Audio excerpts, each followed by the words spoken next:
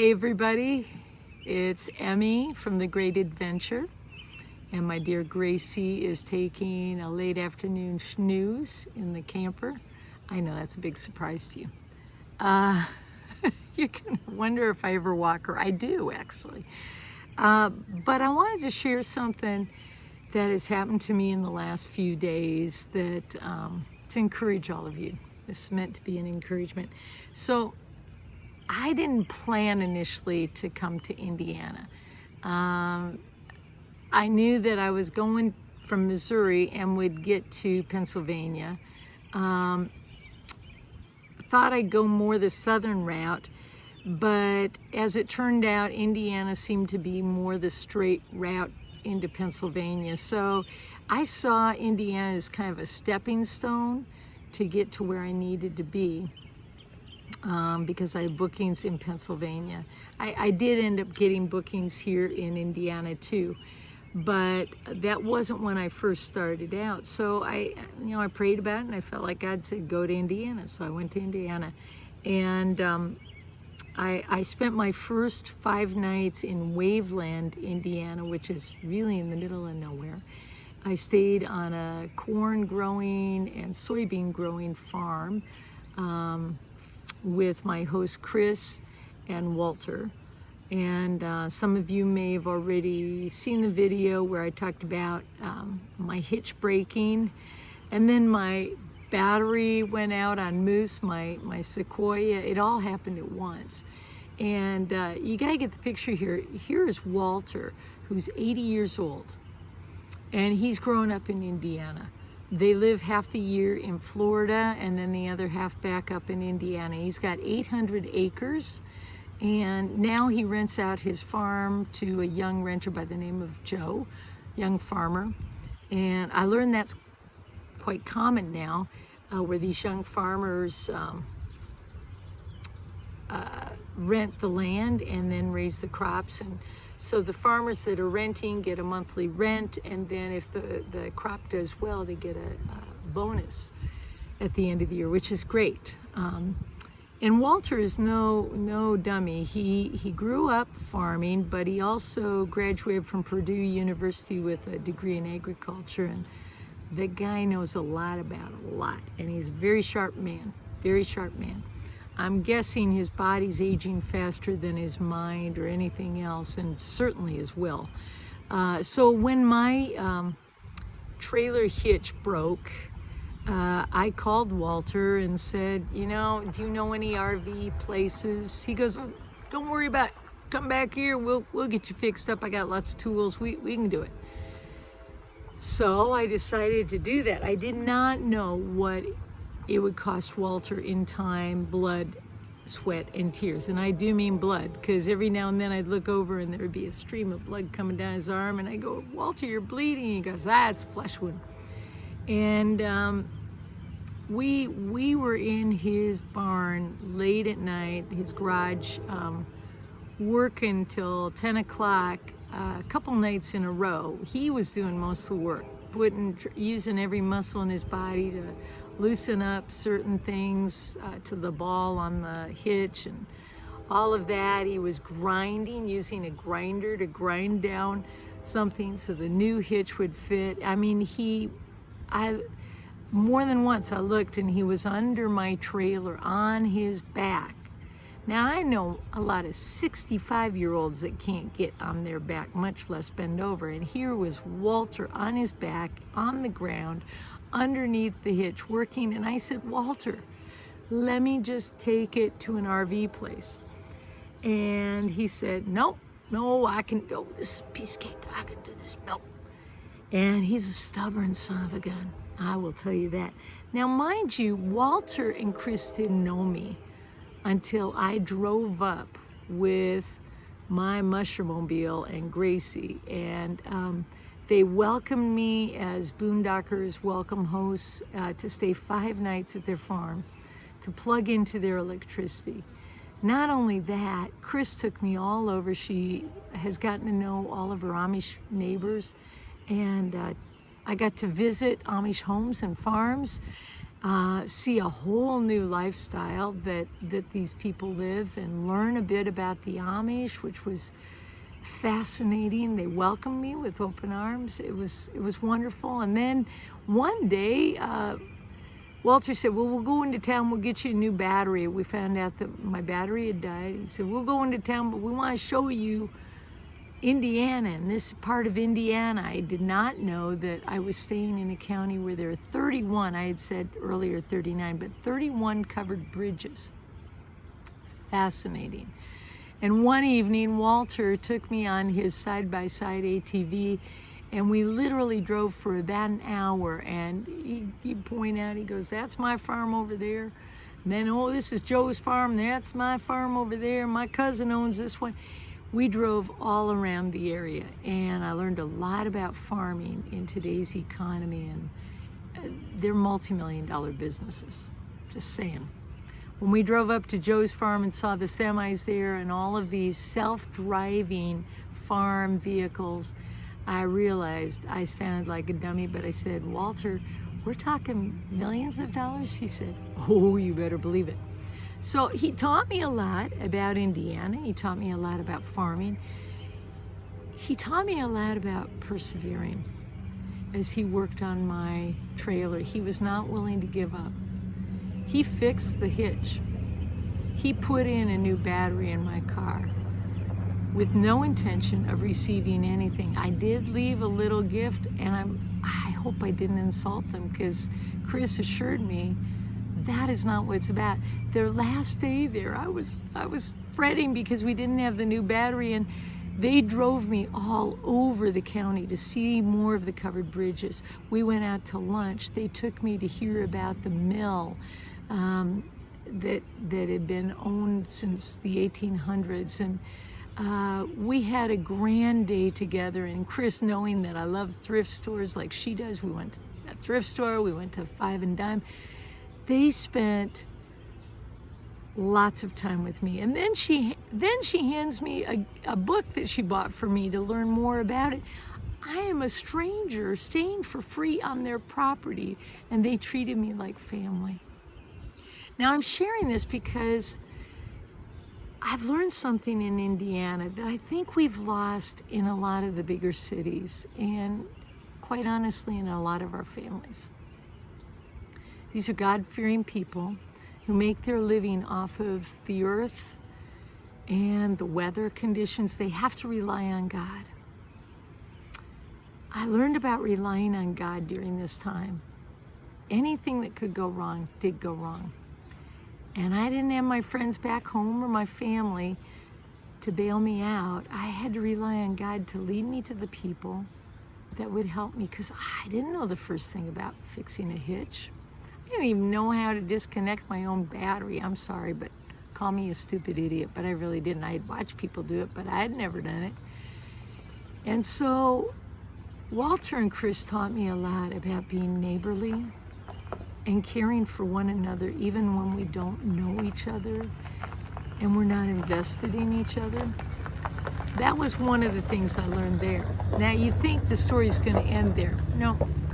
Nope, it didn't end there, because my 5 days was up there, and I was going to go sing in Warren, Indiana, and I found a campground that would be close to it, so I paid a night at a campground. And my neighbors there in the campground had a rip-roaring fire going. And being a rip-roaring campfire kind of girl, I just happened to look over and say, wow, you guys win the prize. You know how to do this. And they said, come on, pull up a chair, join us. So being shy as I am, I joined them. And come to find out, they were from Wapakoneta, Ohio.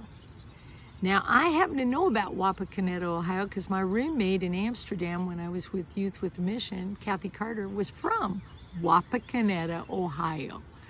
And they were pretty impressed I knew that. And they asked me where I was going next. And I said I was going to Pittsburgh, Pennsylvania via Ohio. And they asked me where in Ohio I was staying. I couldn't remember. I was doing a Boondocker's Welcome.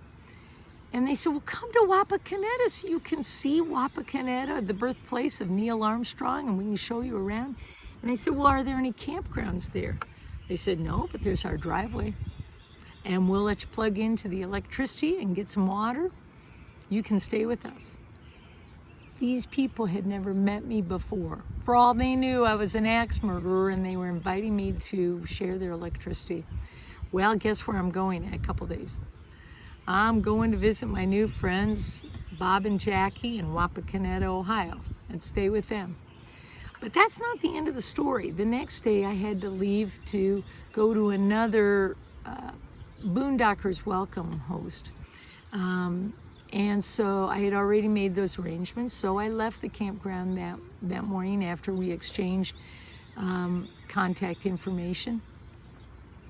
And I discovered then that the cord connecting my camper to my car for the lights had been severed almost in half by me when I was parking it the night before with the new hitch.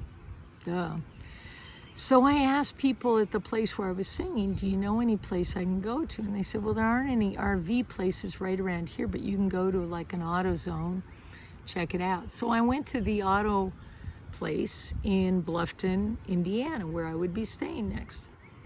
And the guy there didn't know a whole lot about RVs, but he came out and he looked at the cord and he said, you did a number on this, and it was sparking and arcing. You guys will know what I'm talking about. He said, let's unplug it from the car. So I did. It was still sparking and arcing because it was attached to my batteries, which were powered by my solar panels. So he said, let me call my friend who works on RVs. So he did, and he came back out and he said, we have to disconnect the battery, blah, blah, blah. Tie this off. He said, you can drive 8 miles. I asked for an address. He said, I don't have an address, but you turn left here, you go down this road, turn left there, then turn right. And he's giving me directions to his friend who works on RVs. And he said, he'll take care of you. Well, about that time, a guy taps me on the shoulder in the store. He said, ma'am, are you having problems with your RV? And I said, yes, I am. He said, well, I was driving by and I saw you out there. And he said, I work on RVs. He said, do you mind letting me take a look? I told him what was going wrong. He said, I can fix that in a matter of minutes. I said, well, that would be great. I mean, what would you charge me? He goes, no, you don't understand. I'm willing to do that in a neighborly fashion. There's no charge. I just want to help you out. So for the next hour and a half, Kenny, whom I had never met before, sat down on the ground. In fact, he even said, you don't need to buy the whole cord. Let's take it back. Let's just get the plug. Because you got long enough. He said, we'll splice it here. He worked on that cord, made a whole new cord for me, sat on the ground. He couldn't read it because he had forgotten his eyeglasses, so he called his wife, who came by, who was wondering what happened to her husband, came by with his eyeglasses, and two of them talked to me. No surprise to me. They happen to be Christians, and they talked to me for quite a while Kenny worked. And they ended up telling me about their church, and she's a worship leader like I am. Now, for those of you watching who don't know me that well, it may come as a surprise to you. I don't think so at this point, that I am unapologetically a follower of Christ. And I have known from my missionary work overseas that you do meet followers of Christ everywhere. They don't always talk about it, but you can kind of tell the ones who've committed their lives to a life of service because they do just what Kenny did. And I told Kenny I didn't know angels look like you. But he said, well, this is what I do. So for an hour and a half, he fixed my trailer hitch. And I was good to go after that. No surprise to y'all, I went to their church today. But it doesn't end there. Now, mind you, I'm still in Indiana. I'm taking note of all this. So I go to the Boondockers Welcome Place, which looked pretty scary, to be honest with you. Nobody answered my phone call. Actually, it was a different phone number. And it was a little sketchy and kind of scary looking. And when I looked in the window and saw all the trash inside, and then the precious moments all lined up. No offense to those of you that love precious moments. I told that to my sister, and she goes, "Don't you like precious moments?" I said, "No, it's not that. It just seemed a little sketchy and kind of scary." I decided to forego that host. Nobody ever answered my calls. Nobody came to the door. So I called the local KOA, and they said, "We have one spot left." And they had me come by. Now, it was kind of an expensive place to stay, but I went in, I said, "Gee, it's too bad you don't use musicians, because maybe I could earn a night here, but I am happy to pay just because you've got a place for me." They said, "Well, let's talk about that." Lo and behold, they said, "We'll give you a night of free lodging here with your RV if you'll play some music for us tonight." So I ended up playing for a game night here. When I went to pay for another night here this morning, they said, "You're covered till Monday." Now, I'm sharing all of this with you for two reasons. One, I think we've a lot of us lost that neighborliness. Maybe we're afraid of lawsuits. I mean, if Walter had hooked me up wrong or put the hitch on wrong, maybe I would have had an accident, and if he had thought of a lawsuit, maybe he wouldn't have done it. Or if Kenny had thought maybe he hooked up the wiring wrong, I may have had an accident. He may have thought twice. I know in the big cities a lot of people do, because they're afraid of lawsuits. But these guys didn't think twice. They didn't have to know me. The people at the campground didn't have to know me to open up their driveway in Ohio. They just said, "Come. We'll take care of you." That's something to think about. I think we've lost a lot of that in our country. You don't have to agree with me in politics. I don't even know how you vote. You don't have to believe the same as I do. I don't know what religion you are. I don't know if you're a gun-carrying person or not. Just come. I'll take care of you. I don't know about the scriptures you read in your household, but to me that looks a lot like Jesus. Second reason I'm sharing this is I didn't know what my time in Indiana would look like, but God did. There's a scripture that says, "I've never seen the righteous forsaken, now I'm far from righteous." Just ask my brothers and sisters that know me. But I do follow Jesus. And I beg of him every day to take care of me, and he has done a most outstanding job taking care of me. I want to close this time by singing a song that I sang last night. It's a Tim McGraw song, not a religious song, but it's got some great words to it.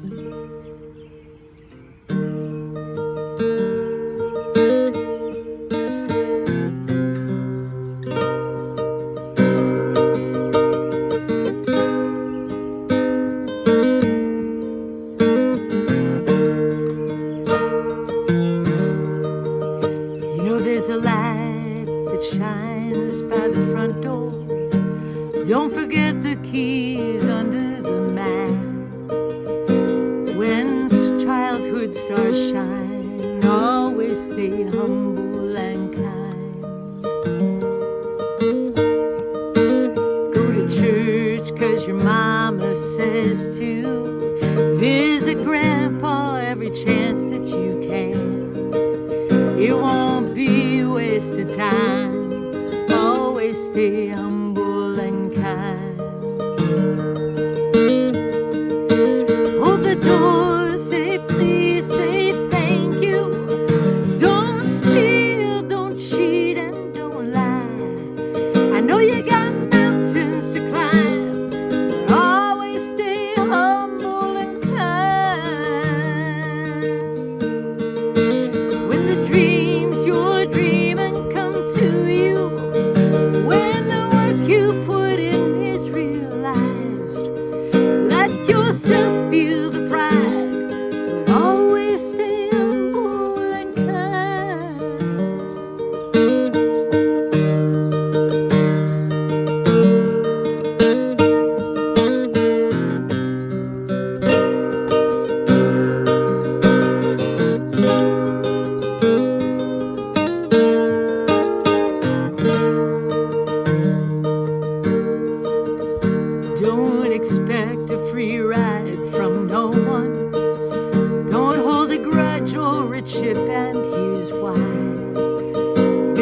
just keeps you from flying. Always stay humble and kind.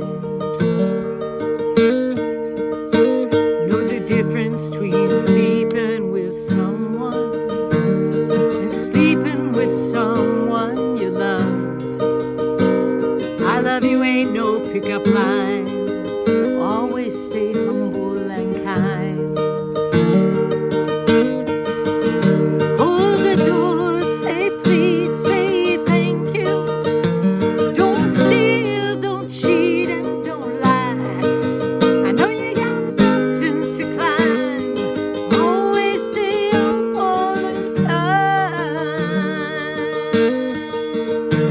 When the dreams you're dreaming come to you, when the work you put in is realized, let yourself feel the pride, but always stay humble and kind.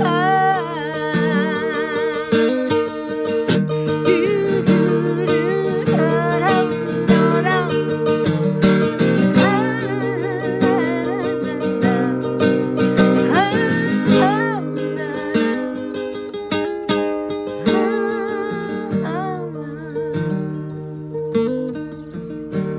When it's hot, eat a root beer popsicle. Shut off the AC and roll the windows down. Let the summer sun shine. Always stay humble and kind. Don't take for granted the love this life gives you. When you get where you're going, don't forget to turn around. Help the next one in line. Always stay humble and kind.